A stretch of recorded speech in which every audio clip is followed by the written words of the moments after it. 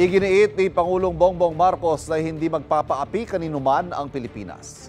Sinabi ito ng Pangulo matapos ang panibagong pangaharas ng China sa mga sundalong Pilipino sa Ayungin Shoal. Kailanman ay hindi tayo magpapasupil at magpapaapi kahit na kanino man. I have never been prouder of the brave women, men, and not just the Western Command, but the entire armed forces as I am today. We remember that on June the 17th, we made a conscious and deliberate choice to remain in the path of peace.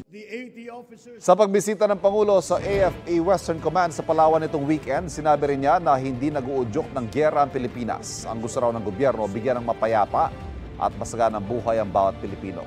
Gayunman, ang pagsusulong sa kapayapaan ay hindi raw nangangahulugan ng pagtanggap sa pang-aabuso.